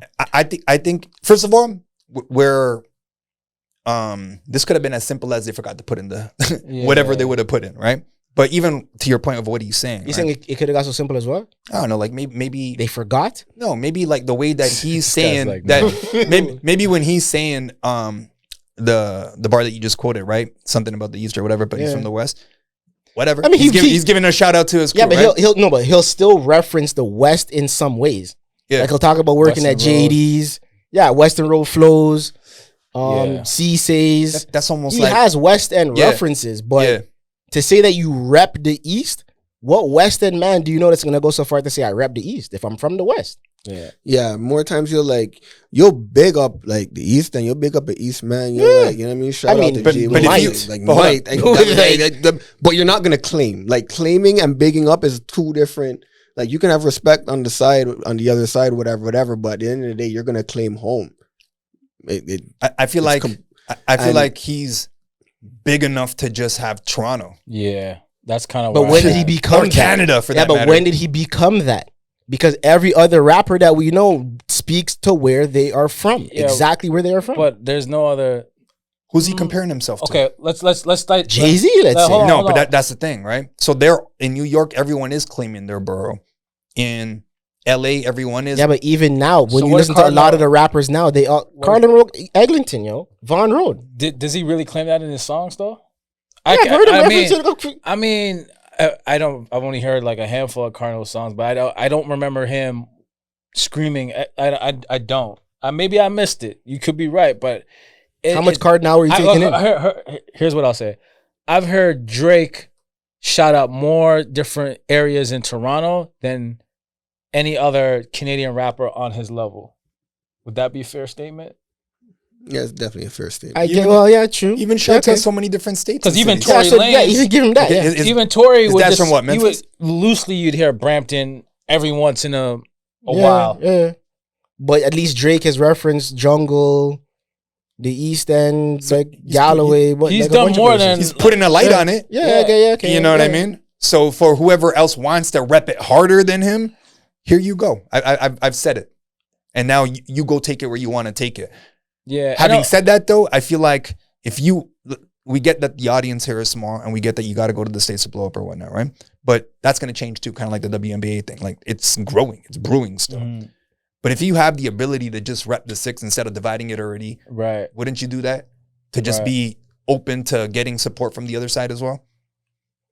I guess. You know what I mean? And From a also, business you standpoint, gotta from a understand- marketing It's, branding that's what I'm saying. standpoint, Is that the way? Like, how are you looking at it? As I don't think he looked at it the way you're looking at it at Yeah. all. I think he just said, yeah. And then you also gotta understand where when Drake was being on Degrassi, he just grew up different, right? So it's not like he grew up in these well-known black neighborhoods across the city of Toronto. He grew up in an area that wasn't a black neighborhood. Exactly. Period. So it's just like it's a different approach from him. Even though he even said he's a different, like you gotta Different think mindset. you gotta think about how much of an anomaly Drake is on his own. I love you saying Think that. about Yeah, it. yeah. You have a Canadian rapper who's half black, who's half Jewish, Yeah. that doesn't rap about selling drugs, and has no or Jamaican in him. or is not a gangster rapper, Yeah. and for a long time he's been like the #1 rapper or the top 5 rapper in the world. Yeah. Like, look how many. He sings. Look how many little Yeah, things there that yeah, are just like not normal. It's Yeah, not yeah. normal at all. And then you could cater to the guys and the women. Yes. Like You can sing and then- on one and- album and rap. And like, now the way that he's catering to Europe and like all these different genres of music. Even Okay. Kanye said Drake was a blip in the algorithm. But okay. So then the other argument that I've gotten when I've shared this same perspective with other people is that the question is this why other industry like rappers or producers, let's say, because he and Swiss Beats had issues at time, don't give him that type of respect that he may deserve from them, maybe because they've all had issues with him, and I wonder sometimes if it's because they're looking at him like he's this cookie cut rapper that came into the industry and just blew everybody away. But why would where you he say, has no roots to say he's actually from this place? when I think you it's say a cookie combination cutter, of what things. do you mean by in this I sense? don't know. That's the best term I can. I think it's a couple of things. like somebody who is from the entertainment industry originally from an actor standpoint, who played a character you that know, people little- might look you know- at like. but you know, people passed on him more than a few times. Oh, as a yeah, rapper, yeah. right? So yeah. by definition, if you've been passed on a few times, you're not cookie cutter. And he was also a backpack rapper originally. Prior to Yeah. that, that's not cookie cutter. I think there's a bit of envy too. Let's just say it. Like here You comes think this. it's just that? I think it's a part of And it. mind you, yes, okay. From my point of view, I just Yeah. see, who's this Canadian guy that's coming up, taking our women, taking our money, taking everything? like fuck this guy. Yeah. And like, what? You're this soft? Like, no, I'm gonna point it out that you're soft, but that didn't work. Yeah. And then like, you know what I mean? So it's like All the I want to normal hate on stuff. him, but I can't even hate on him. Yeah, 'Cause and he's you're right. killing and, it. And even if you did, DMX said it the best. Yeah. Like if someone was saying it, he's just like, yeah, I don't like anything about him. And then he said it. He's like, what gangster do you know that came from Toronto? In that interview, I don't like how he looks. I don't like how he dresses. I don't like this, that, whatever. Right. Yeah. And then Drake made the move. He Well, called him and he's like, Took him out. No, more or less. But check out the move though. He's like, yo, I'm you raised. The story goes, and DMX says it. He's like, rest in peace. He's Yeah, like, I was gonna say yeah. Rest in peace, DMX. 100%. We are fans. Big fans. Yeah. But this is Drake's point. He's like, yo, you raised us. Yeah. Like, so I'm not even gonna say anything. So that's a big move. But he's just not he is the anomaly to this whole industry where if you're not of the streets, you're somehow affiliated, or you try to, and like to a block, or to a city, or to a group, or whatever. He doesn't have Drake that. said, "This is what I am. This is who I am. I just rap good and take me as I am." But the way that he's saying And it, none of you guys can stop I'm me. blowing up in your But spot, you know but what? 666, like you know what I mean? Drake wasn't even the first. Kanye was the first to really open that lane. Yeah. As being a polo t-shirt wearing guy that wasn't. I am what I again, am. from But the he's streets. already associated with Chicago. Look how many people have I- already I come un- out from he had- Chicago he prior had- to that. yes. What do we have? Yes, Like Cardinal you're Official, right. probably. Like, you know what I mean? You're right, but I meant in the sense of being a rapper that The wasn't perfect reference. tied to the 'Cause we're- streets, you know, not in the streets and stuff like, and showing that you could be a rapper and not have to be a gangster rapper or you know been like robbing people or whatever it is. The reality is, like, I think you just summarized it perfectly, man. He created a lane. You know what I mean? Mm-hmm. To a level at least. Like even Ja Rule, like he did some similar stuff to that, but Ja is affiliated. Yeah, and so, you know, so but that's why I think the best comparison was Kanye, because Kanye's from Chicago. Outside of that, where's Kanye from in Chicago? Yeah. Sounds You know what I mean? Yeah. I guess that level of stardom, whatever it is, it's more I than don't that need though. I It's don't more need- than that though. He's from Chicago, but now he's got the ability to mess around with other Chicago people. Yeah. Then he gets the stamp from Rockefeller. Yeah. Now you're just somebody. Like it doesn't matter if you're even anybody in that city or not, but now you got this chain and you're associated with this crew, which is the hottest crew. Who's Drake got at that point until he got to Young Money. Yeah. Now you became the man. So he, based on what his options were, bro, perfect maneuvering. Yeah. What could you do better than that? 100%. You know what I mean? Like, so even some of the people that let go of him, I think it was a blessing. Like, I think Akon was one of the people that was going to sign him. Yeah. He gets there. I don't think he gets the same type of shine. Yeah. It's funny you say that because Cardinal was with Akon, and Right. That's not where like it might he have took even on came global, from. That's yeah. where it might have even came from, right? But Akon, I feel like is closer than anybody on Young Money to Drake at that time. Is that fair to say? Okay. From the singing, kind of rapping and doing that whole thing, Fair enough. right? Fair But then enough. you tie in Lil Wayne, you tie in that whole crew. They're having a massive wave right now. Cash They're the perfect Money. people to light that fire. Yeah. No, it was a perfect setup. And I always knew back then at those times, you know, it's funny how I came to discover Drake. I didn't even discover him personally. So I think I just graduated from college in New York at the time. And I was living with two women. And one of my roommates was this girl from Atlanta. I just casually said I two women. trust me. No, but like one of them was like my sister. And the other one was like we went to college together. And so she was from Atlanta. Winner, Like, Daniel. That's what I want to hit you with. she was like born and raised like true like person from Atlanta, like Southern accent, strong and everything like that. And she was in the music industry and she was interning under somebody pretty big or high up at Universal at the time. And one day I come home from work. My first job out of college, I worked for the Apple Store on Fifth Avenue. I came home from work and she's like, Corey, she throws me the mixtape CD. Show you how throwback that is. She's like, I think you're gonna like this guy. She didn't say anything else. She didn't say where he was from. She's like, I think you're gonna like him. Right? And I'm like, why? She's like, just listen.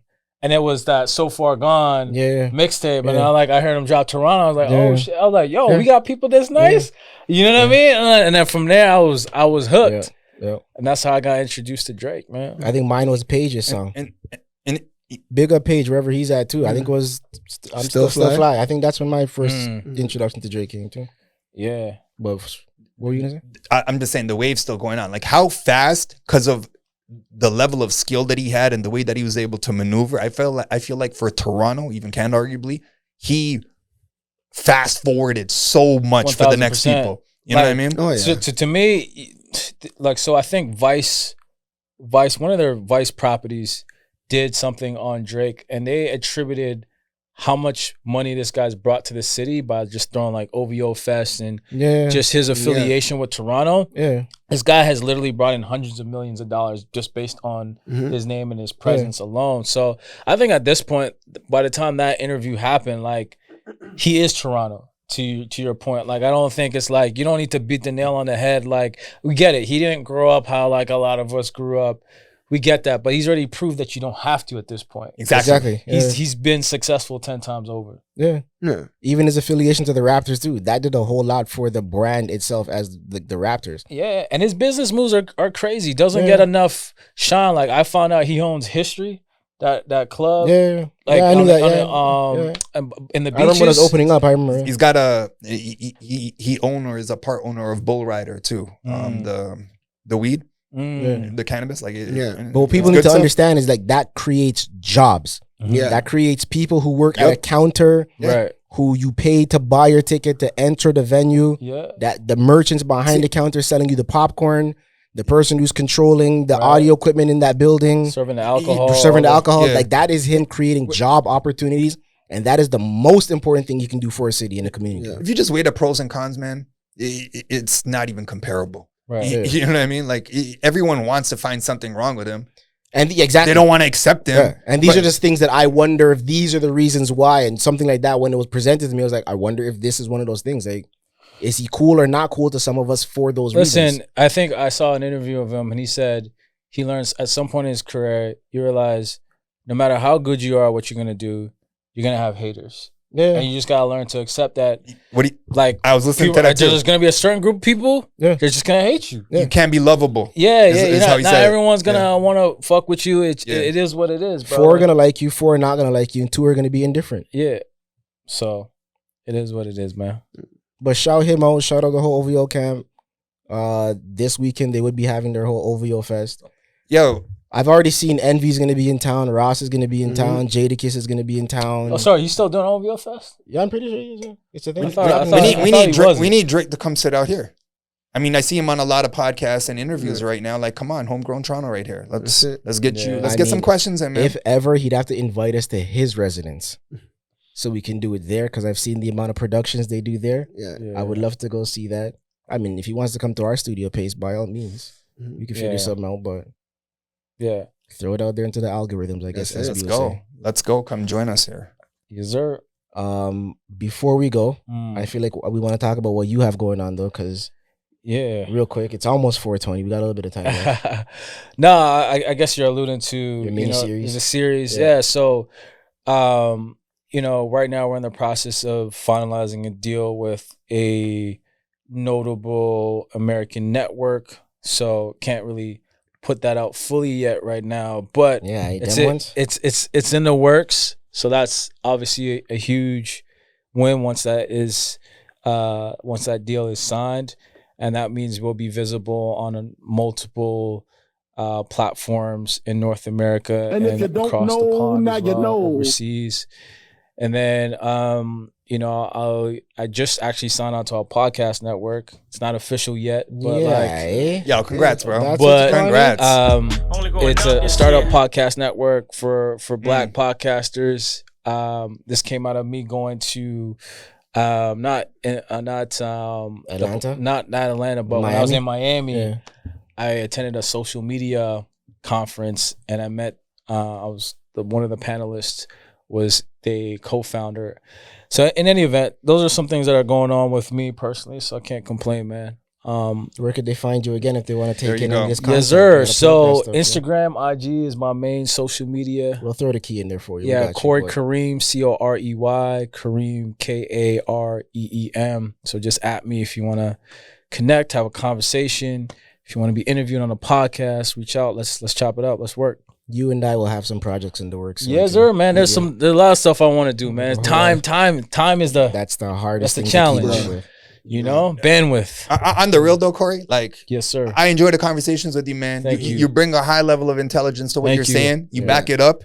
And I'm the type of person that likes to challenge and ask Likewise. questions, especially if I don't understand or just for the Yeah. sake of. But I like the reasons and the evidence, if you will, or the supporting I guess whatever you bring up to the conversation to support what you're saying. It's like I just totally that when I listen to that, it's gonna be like, whoa, you really fucked that up. But what I'm trying to say is the way you support whatever it is that you're saying, your reasoning or your point of view, it makes sense. It's persuasive. You know what I mean? And it makes me actually look at it from your perspective and be like, yeah, I can see that actually. It could work like that. I appreciate that, Yeah, man. thank you for your time, man. As I like to say on my tagline, my IG, I'm not really about right or wrong. I'm just about offering perspective. So Boom. if I was able to do Boom. that, That's I did all my there is. job. That's actually big. Yeah, man. Like without that, how do you even describe what is right or wrong? Right. You know what I mean? So as long as you could see the full circle instead of just looking through your lens, Buddy, it's a big difference. Communication's key, man. we're gonna have you back on here. Hopefully you guys do. I appreciate this, man. Yeah, This man. feels comfortable. I love the Yeah. setup, the lights, a little hot, but you know, Yeah, I I'm know, good with yeah. it. You know, Time is short, so we got to edit that. We gotta and yo, Barbados, man. That's it. 246. You all right now? I'm good, man. Been good, bro. You know it's all love, man. You know it's all love, man. You know, shout out to all my Bajan people. You know, us Jamaicans like Shout to out pick to the on Jamaicans too. Straight up. all the other islands, man. It's all love. and Shout on out that to the note, Punjabis. that was another episode of SUP.